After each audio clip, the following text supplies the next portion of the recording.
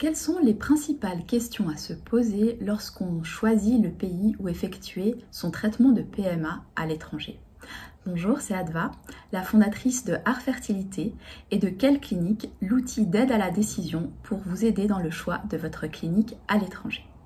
Alors, après avoir discuté ensemble de pourquoi aller à l'étranger pour un traitement de PMA et pourquoi certains pays sont plus avancés en matière de PMA, c'est ce dont j'ai parlé dans ma dernière vidéo. Aujourd'hui, je vais donc vous parler des 3 questions importantes à se poser lorsqu'on souhaite choisir le pays dans lequel se rendre pour son traitement.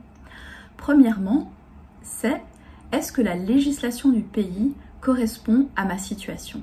C'est-à-dire, est-ce que cette législation offre des traitements de PMA à des personnes dans ma situation ?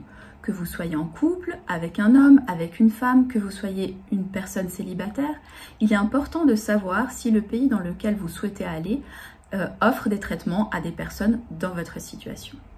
La deuxième question à se poser est, est-ce que ce pays est suffisamment accessible pour moi ?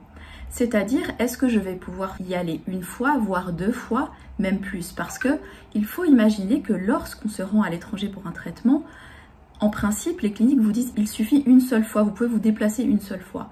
Mais c'est vrai que dans la pratique, souvent il faut 2 voyages, voire 3, 4, si malheureusement le traitement n'est pas un succès dès le départ.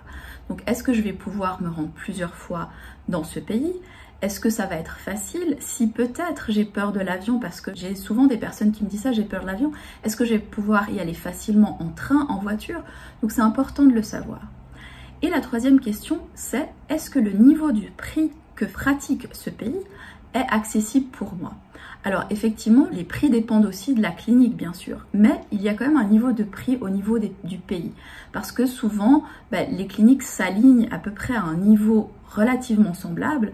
Et c'est vrai que lorsqu'on choisit un pays pour son traitement, il faut se rendre compte que il faudra faire le traitement, il faudra aussi peut-être utiliser des traitements supplémentaires ou des accès supplémentaires, ou il faudra potentiellement faire des transferts supplémentaires. Et est-ce que le niveau de prix que pratique ce pays est accessible pour moi? Voilà, alors ça c'était les 3 questions à se poser, et la prochaine fois je parlerai en fait des questions à se poser lorsqu'on veut spécifiquement se rendre à l'étranger pour un don d'ovocytes.